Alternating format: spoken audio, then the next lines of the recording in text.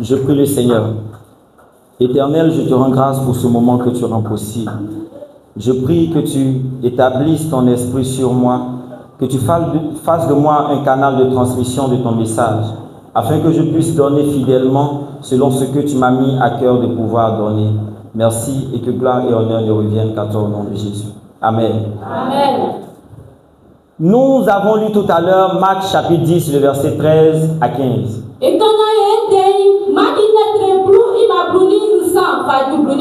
Et le passage est écrit dans un contexte bien précis. La Bible déclare que Jésus était en Judée. Et lorsqu'il est arrivé, ils ont commencé à lui poser des questions. Notamment des questions sur le mariage, sur le divorce. Et lorsque Jésus-Christ a fini de répondre aux pharisiens qui étaient là, voilà maintenant que d'autres personnes vont lui envoyer des enfants.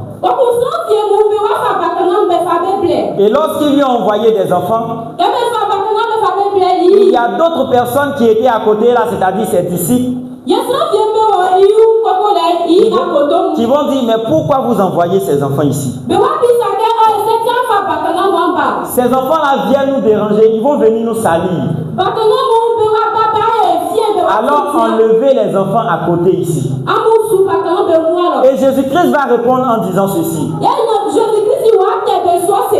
Laissez les enfants venir à moi. Ne les empêchez pas de venir. Parce que le royaume des cieux appartient à ceux qui leur ressemblent. Vous savez, dans l'ancien temps, lorsqu'on comptait la population, il y avait deux personnes qu'on ne comptait pas aussi.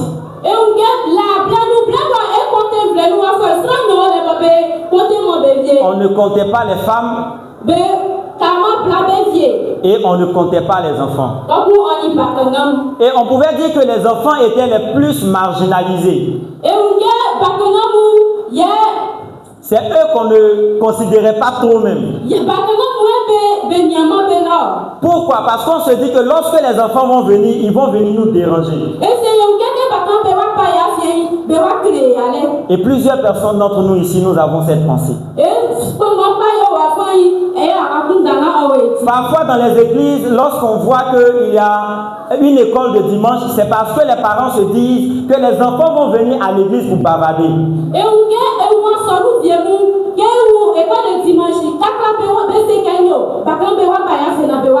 Alors ce que nous devons faire, on doit les mettre à côté.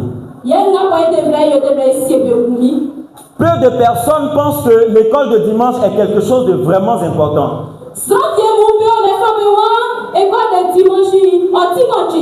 Il y a beaucoup de personnes qui se disent que l'école de dimanche, ceux qui sont là-bas, ceux qui enseignent là-bas, c'est ceux qui n'ont rien à faire.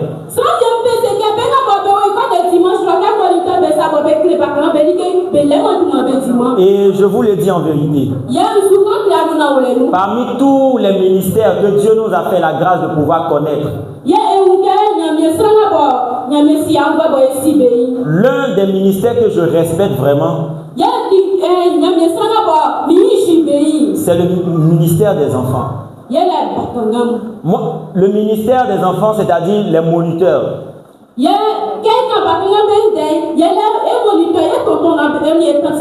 Parce qu'aujourd'hui, si je suis là, je suis un pur produit de l'école de dimanche.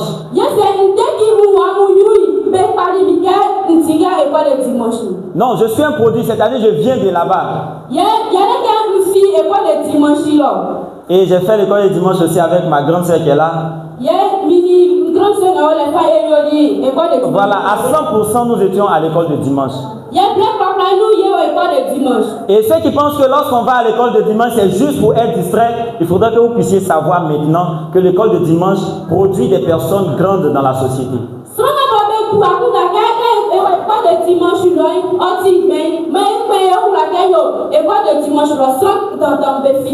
Et ce que nous comprenons maintenant, le Seigneur Jésus avait compris ça depuis longtemps. Dieu sait que les enfants sont des fruits de bénédiction. Et il sait aussi que si nous voulons gagner la génération future, Il est très important pour nous de gagner les enfants dès maintenant. C'est pourquoi dans le livre de Proverbes 22:6, verset 6, nous allons lire avec le frère. Proverbes chapitre 22, le verset 6. Instruis l'enfant. Proverbes 22, 6. Instruis l'enfant selon la voie qu'il doit suivre. Et quand il sera vieux, il s'en étudiera. La Bible déclare que pendant que l'enfant est encore jeune, nous devons lui montrer ce qu'il doit faire. Et lorsqu'il va devenir une grande personne, il ne va pas quitter le chemin de Dieu. Supposons que lorsque j'étais un enfant, j'étais laissé livrer à moi-même. Et que je n'ai pas été instruit selon la voie de Dieu. Et que je n'ai jamais entendu parler de Jésus-Christ. Qui serais-je aujourd'hui? Peut-être que je serai dans les maquis. Peut-être que je serai dans les maquis. Peut-être que je serai en train de faire des choses qui ne sont pas bien. C'est pourquoi l'école de dimanche a décidé en cette année de donner ce thème. Changer notre regard sur l'enfant.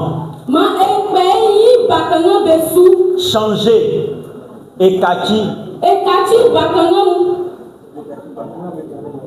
Voilà. Pour travailler de mieux en mieux à l'œuvre du Seigneur.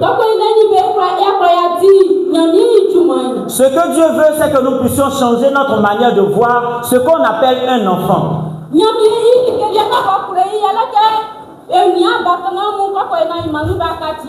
Et la question que moi j'aimerais poser, lorsqu'on parle d'un enfant, un enfant c'est quoi? Demande à ton voisin, un enfant c'est quoi?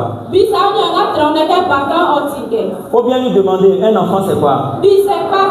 Parce que parfois on parle d'enfant mais on ne sait pas vraiment ce que c'est qu'un enfant.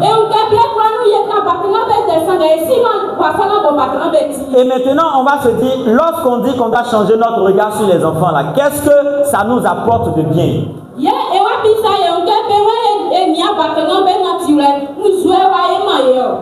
Avant de rentrer dans le vif parfait de notre thème, nous allons vous permettre de comprendre facilement le thème. Lorsqu'on dit qu'on doit changer notre regard sur l'enfant,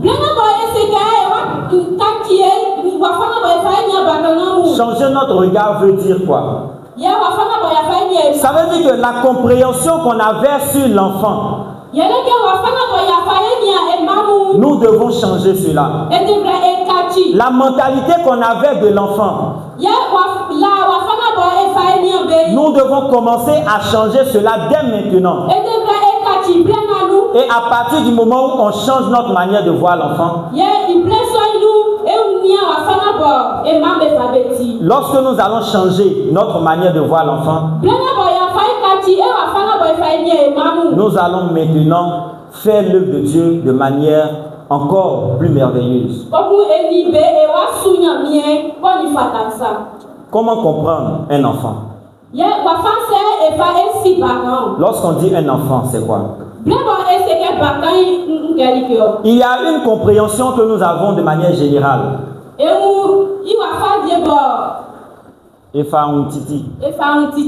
Lorsqu'on dit un enfant, c'est, par exemple, moi je suis quelqu'un et j'ai mis au monde quelqu'un.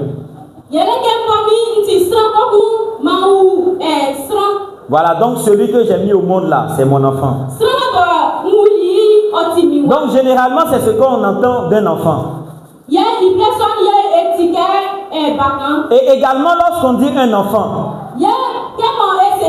On se dit que c'est quelqu'un qui n'a pas de connaissance. C'est quelqu'un qui n'est pas mature.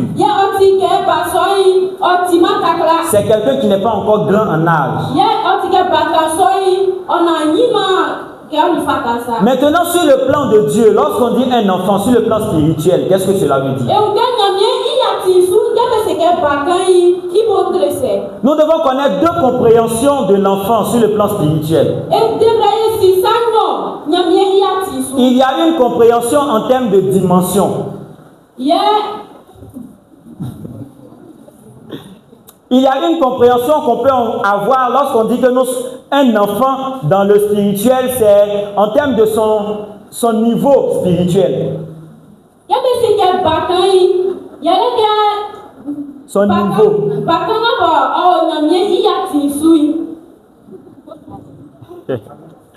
Et en deuxième position encore, il y a l'état, c'est-à-dire de la manière la personne est.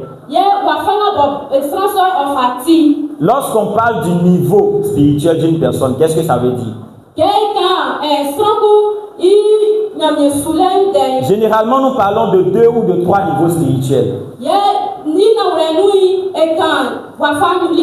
Le premier niveau spirituel, c'est quelqu'un qui ne connaît pas encore Jésus. Donc lui, c'est un mort spirituel. Le deuxième niveau spirituel dont nous parlons beaucoup, c'est quelqu'un qui a certes connu Jésus, mais qui n'est pas encore grand dans les choses de Dieu. Et cette personne, on l'appelle bébé spirituel. Voilà, bébé ou bien enfant spirituel.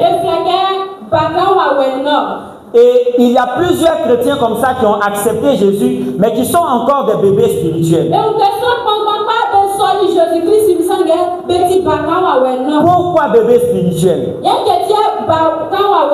Bébé spirituel parce que tu n'as pas encore véritablement commencé à accomplir les choses que Jésus-Christ a demandé de faire.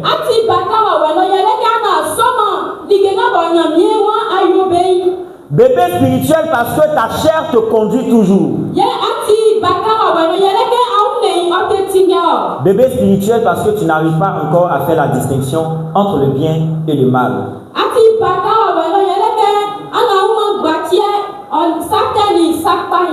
Alors, si je posais la question depuis le matin, qui est grand spirituellement ici, nous tous on allait lever la main. Mais tout à l'heure, si je demande maintenant, qui se reconnaît comme un bébé spirituel? Levons la main, qui est encore bébé spirituel? C'est vraiment pas facile de lever la main. Parce qu'on sera jugé. Lorsqu'on va sortir ici, on va commencer à t'appeler bébé. Non, c'est pas ça. Et les bébés spirituels sont des personnes qui n'ont pas encore compris la présence du Saint-Esprit dans leur vie.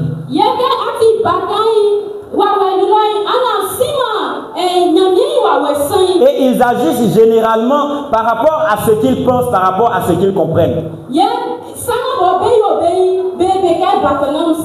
Tout à l'heure, si par exemple je vends au marché, que quelqu'un vient m'insulter au marché, quelle sera ma réaction?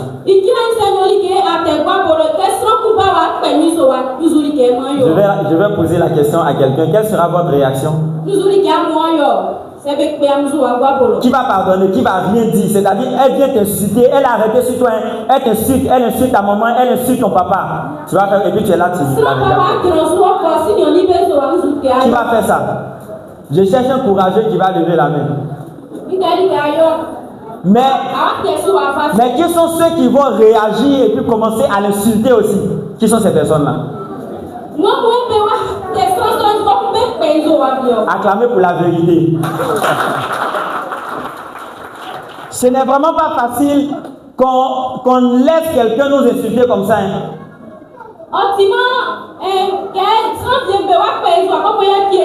C'est pas question de prédication. Même moi-même où je suis là, si quelqu'un vient m'insulter tout à l'heure, où je suis arrêté là, est-ce que vous êtes sûr que je vais le laisser?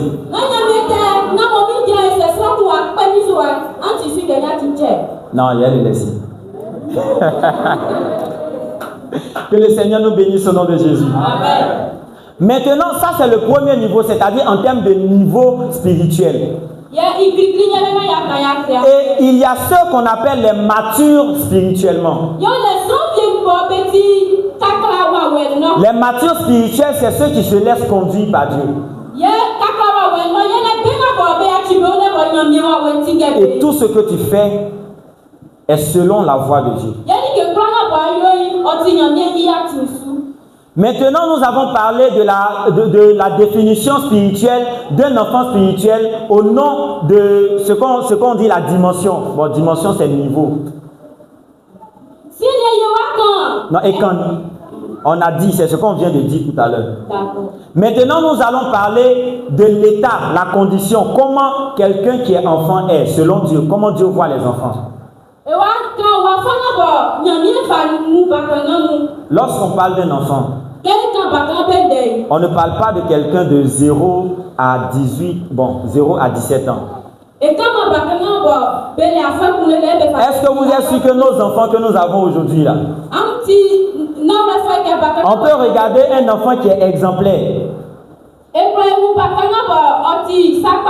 Et puis on va dire que lui là, le royaume des cieux lui ressemble. Actuellement même nous, on a l'impression que les enfants sont devenus plus bandits que les grands même. Lorsque tu dis 1, l'enfant dit 10. Lorsque tu dis 10, il dit 100. Ça veut dire que l'enfant multiplie ce que tu dis par 10. Afoué, quoi ça nous demande? Afoué, va puiser l'eau pour moi. Ah, moi je suis fatigué. Qui ne connaît pas des enfants comme ça ici? Voilà, c'est quel enfant qui ne fait pas ça ici? C'est quel enfant qui ne fait pas ça ici? Quand on t'envoie, tu t'en vas facilement. Qui n'a jamais insulté quelqu'un ici? Ça, vous voyez que les enfants, il n'y a pas quelqu'un qui lève la main. Donc, supposons qu'on dit le royaume des cieux ressemble à quelqu'un comme ça qui insulte matin, midi, soir.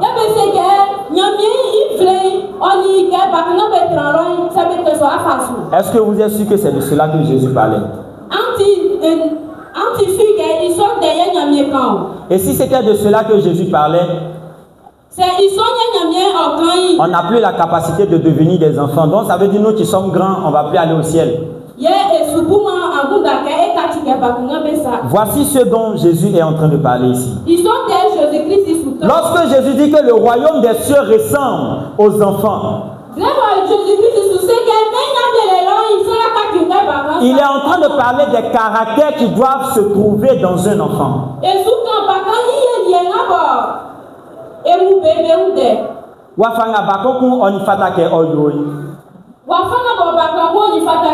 C'est de ça que nous sommes en train de parler. Lorsqu'on parle d'un enfant, on trouve l'humilité dans un enfant. Humilité humble.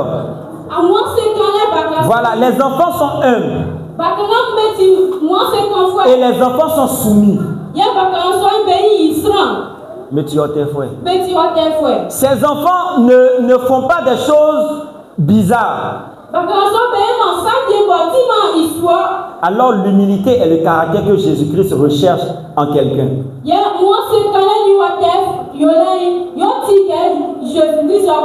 Et lorsque ces caractères sont en toi, c'est à partir de là qu'on dit que tu es un enfant. Et dans le langage de Dieu, ce sont les enfants qui vont au ciel. Ce ne sont pas ceux qui connaissent le nom de Jésus qui vont au ciel. Alors tant que quelqu'un ici n'est pas enfant de Dieu, sachez que personne qui est enfant de Dieu n'ira au ciel.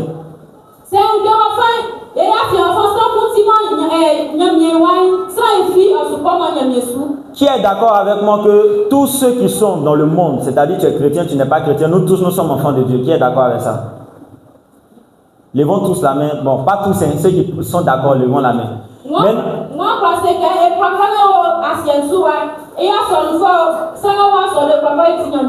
Maintenant, qui est d'accord pour dire aussi que nous tous, on n'est pas enfants de Dieu?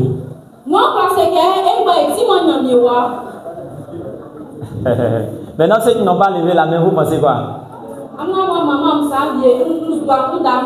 Maintenant, si on pense que tous ceux qui sont sur la terre sont enfants de Dieu, pourquoi il y a des gens qui iront en enfer?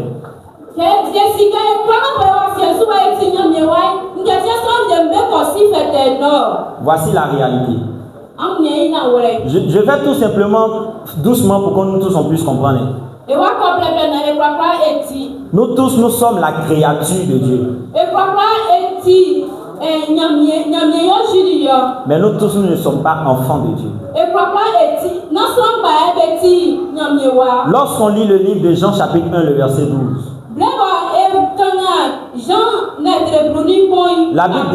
la Bible déclare ceci. Mais à tous ceux qui l'ont reçu, à ceux qui croient en son nom, elle a donné le pouvoir de devenir enfant de Dieu. Ça veut dire qu'on ne naît pas enfant de Dieu, mais on devient enfant de Dieu. Et celui qui n'a pas encore accepté le Seigneur Jésus comme Seigneur et Sauveur n'est pas enfant de Dieu. Et lorsque nous prenons la distinction qu'il y a entre la nouvelle alliance et l'ancienne alliance,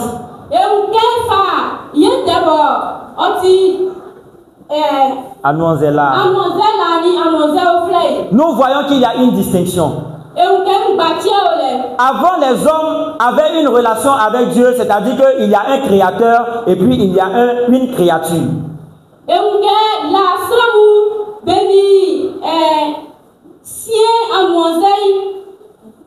Ça veut dire qu'il y avait un créateur et une créature. C'est ça. Donc maintenant, lorsque nous voyons Dieu, on voyait un Dieu comme un être qui était séparé de nous, trop loin de nous.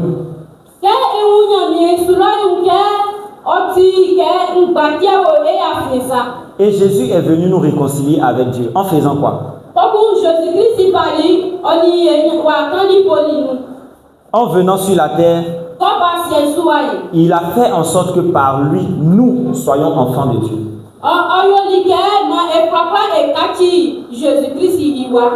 Il a fait en sorte que nous tous qui sommes ici, nous puissions être appelés enfants de Dieu.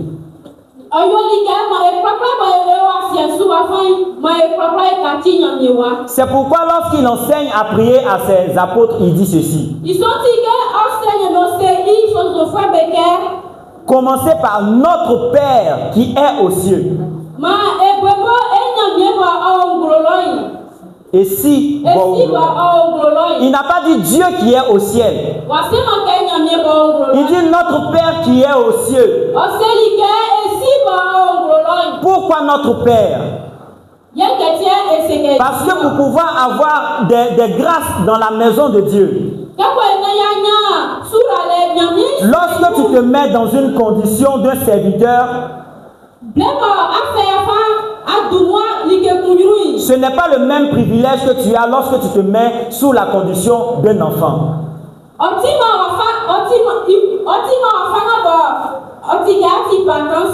Et vous allez remarquer que dans l'Ancien Testament, voici quelque chose qui se passait.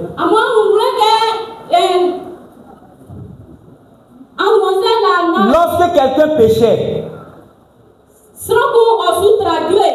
lorsque quelqu'un faisait quelque chose de mal, Dieu le tuait en même temps.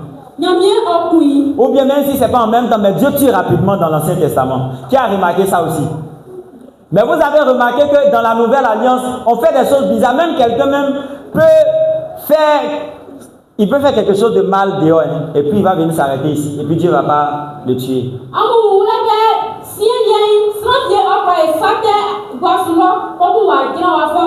Pourquoi? Parce que le niveau a changé. Prenons l'exemple sur vous-même. Si vous avez quelqu'un qui se trouve chez vous à la maison, qui est comme votre enfant, non, qui est votre enfant même, qui fait quelque chose 10 fois, la même chose, vous allez pardonner ou bien vous n'allez pas pardonner? Je veux entendre. Vous allez pardonner ou bien vous n'allez pas pardonner. Vous allez le frapper, c'est vrai, mais est-ce que vous allez le chasser de la maison? Est-ce que vous allez le renier? Voilà. Mais si vous avez une servante chez vous à la maison, et que la même chose, votre servante fait ça 10 fois, vous allez faire quoi? Je veux entendre, vous allez faire quoi? Voilà, on va la chasser. Pourquoi? Parce que ce n'est pas la même dimension. Nous pouvons accepter ce que nos enfants font facilement. Parce que ce sont nos enfants. Mais pour ce qui concerne nos serviteurs, ce n'est pas facile. Pour ce qui concerne nos serviteurs, ce n'est pas facile. Alors, ça va aller. Maintenant, voici ce que nous devons comprendre. Ce que nous devons avoir, vous et moi. Nous-mêmes, nous devons nous considérer comme des enfants aussi. Lorsqu'on parle des enfants, on ne doit pas regarder seulement ceux qui sont là. Mais nous tous, nous devons être considérés comme des enfants. Et est-ce que lorsqu'on parle, est-ce qu'il y a des gens qui ne comprennent pas? En français, là, est-ce qu'il y a des gens qui ne comprennent pas? S'il y a des gens qui ne comprennent pas, vous allez lever la main. D'accord. Donc, on va continuer comme ça, aller doucement, doucement. Lorsqu'on est un enfant et qu'on se considère comme un enfant, on peut servir Dieu de manière facile. Vous savez, il n'est pas facile de servir Dieu parce que nous tous, on se considère comme de grandes personnes.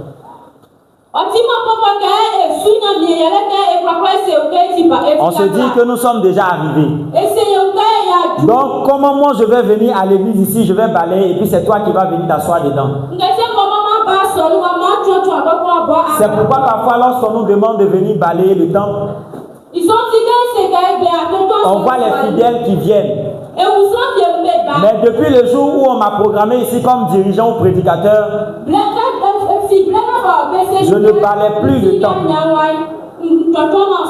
Depuis le jour où ils m'ont établi comme un ministre,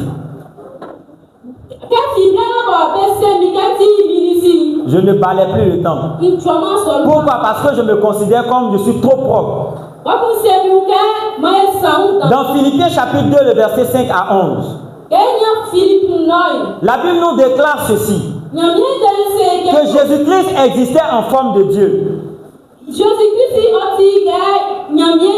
Mais il n'a pas regardé à sa situation dans le ciel. Il est venu sur la terre. Il s'est rendu petit. Il s'est rendu serviteur de nous tous. Il a même lavé le pied de ses apôtres. Et à partir de là, Dieu l'a élevé. Et Dieu l'a établi. Et à la mention du nom de Jésus, tous genoux fléchissent. Et si tu veux avoir de l'autorité en Christ, ce qu'il te faut faire, ce n'est pas te considérer comme si toi tu es devenu grand.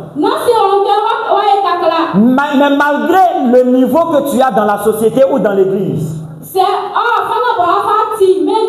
tu dois être humble. Et c'est à partir de là que Dieu va t'élever. Si tu veux que Jésus-Christ puisse véritablement t'élever, il faudra que dès maintenant tu te considères comme un enfant. Il faudra que tu commences à changer ta manière de voir lorsqu'on dit un enfant en tant que chrétien. Un enfant c'est quoi? Il faudra que tu puisses changer ta manière de voir ça. Et que tu comprennes que un enfant, c'est une perle entre les mains de Dieu. Nous devons nous occuper des enfants. Et nous aussi, nous devons nous considérer comme des enfants. Lorsque tu vois ton enfant à la maison en train de faire de mauvaises choses, tu ne vas pas parler de l'enfant qui est en train de mal agir. Tu ne vas pas parler de ça. Mais lorsque l'enfant va venir chez les moniteurs et que l'enfant va avoir 14 ans, 15 ans, et que l'enfant va tomber enceinte, vous allez commencer à dire que les moniteurs là, ils n'enseignent pas bien les enfants. Les moniteurs là, ils sont... C'est comme on enseigne aux enfants là, mais à l'école le dimanche. Ou bien souvent à la maison, même lorsqu'on est là-bas avec nos enfants, on leur demande, c'est quoi on vous enseigne à l'école le dimanche même? Mais qu'est-ce que toi-même tu enseignes à ton enfant à la maison? Parce que le moniteur n'a que 3 heures ou bien peut-être 2 heures avec les enfants. Et si toi tu es chaque jour avec ton enfant, tu n'arrives pas à changer ton enfant, comment le moniteur va changer l'enfant? Lorsque nous connaissons la valeur de l'enfant et que nous savons que nous aussi nous sommes des enfants, en quoi cela peut nous aider? Comment cela peut nous permettre d'aller loin dans le ministère? Cela nous permet de pouvoir faire l'œuvre de Dieu de manière simple et aisée. Vous devez savoir que le fait de faire l'œuvre de Dieu de manière simple, c'est-à-dire on ne te dit pas de faire avant de venir faire, c'est une arme spirituelle. Une arme spirituelle. Oti wawenu kule. Voilà. Ah. Voilà, c'est ça. Oti wawenu kaka. Que Dieu nous aide. Et je vais vous apprendre cela pour que nous puissions véritablement le savoir. On va prendre Éphésiens chapitre 6. Le verset 13 et le verset 15. La Bible déclare ceci. Vous avez trouvé Éphésiens? La Bible dit ceci. Lorsque vous allez combattre, prenez toutes les armes spirituelles. C'est bon, vous avez trouvé maintenant? Oui, Éphésiens chapitre 6, le verset 13 et 15.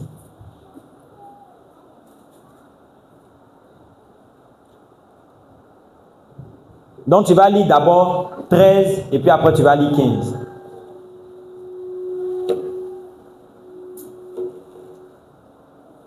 Éphésiens chapitre 6. Éphésiens chapitre 6, le verset 13. Oui. C'est pourquoi, prenez toutes les armes de Dieu. Ainsi, dans les mauvais jours, vous pourrez résister. Et après avoir bien lutté, vous resterez debout. Il dit, prenez toutes les armes de Dieu. Et lorsqu'on commence à citer toutes les armes de Dieu, le verset 15, quelle est l'arme que nous devons prendre au verset 15? C'est quoi? Le verset 15, prenez comme sandale, ça c'est la version. Oui, vas-y, continue. Prenez comme sandale l'ardeur pour annoncer la bonne nouvelle de la paix. Amen. Il dit prenez comme sandale, ça veut dire chaussure. Prenez comme chaussure à vos pieds le zèle, c'est-à-dire le fait que vous vous donnez totalement pour l'œuvre de Dieu.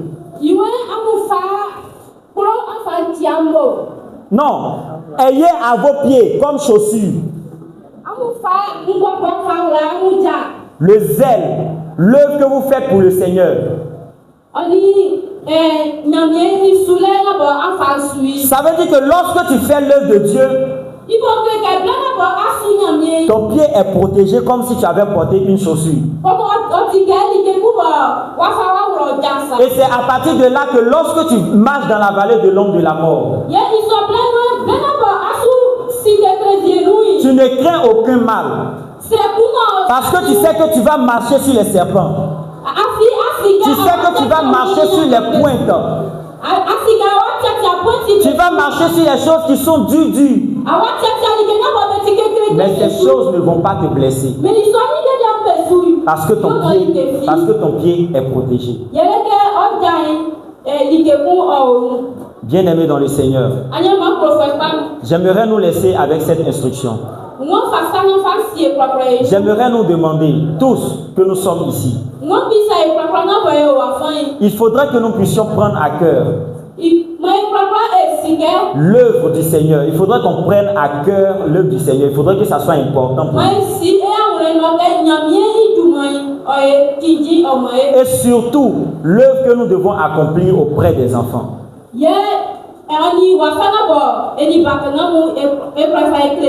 Nous devons nous occuper de nos enfants. Lorsque nous sommes à la maison, nous devons considérer les enfants. Et parce que nous considérons nos enfants, s'il y a quelque chose à leur donner pour que l'école de dimanche puisse avancer, si on doit leur donner quelque chose pour que l'école de dimanche puisse avancer, nous devons leur donner ces choses-là de manière facile. Nous ne devons pas négliger les enfants. Et vous aussi les enfants. Maintenant, je veux vous parler à vous les enfants directement. Vous devez savoir ceci, que le Seigneur vous porte dans son cœur et qu'il vous considère vraiment. Il veut que vous soyez des modèles pour nous tous qui sommes ici. Vous soyez des modèles. Voilà, vous devez être des modèles pour nous. Alors arrêtez d'insulter vos amis à la maison. Arrêtez d'être impoli à la maison. Arrêtez de discuter ce que vos parents vous disent. Voilà, c'est ça. Parce que maintenant, là, les enfants sont devenus des menteurs. L'enfant même te ment, même là. Toi-même, tu es grand. Tu n'arrives pas à comprendre comment l'enfant l'a fait pour mentir. Tu le regardes et puis tu dis, ouais, je dépose. Et ça, c'est un autre niveau. Les enfants sont devenus forts. Donc, arrêtez de mentir, s'il vous plaît. Arrêtez aussi de tricher en classe. Arrêtez de tricher, c'est pas bon. On dit vous êtes des enfants de l'école de dimanche. Et puis tu triches, tu vas dire quoi à tes amis? Si Dieu doit tricher pour nous envoyer au ciel là, est-ce que c'est bon? Il va prendre ceux qui ont beaucoup d'argent et puis nous on n'a pas beaucoup d'argent. Donc arrêtons ce qui est mauvais. Et chers parents, éduquons les enfants selon la voie de l'Éternel. Changeons notre manière de les regarder. Changeons notre manière de les voir. Et donnons-leur une grande importance. Et vous allez voir que le nom du Seigneur sera glorifié. Que la gloire revienne à notre Seigneur Jésus. Que la gloire revienne à notre Seigneur. Au nom de Jésus. Amen. Amen.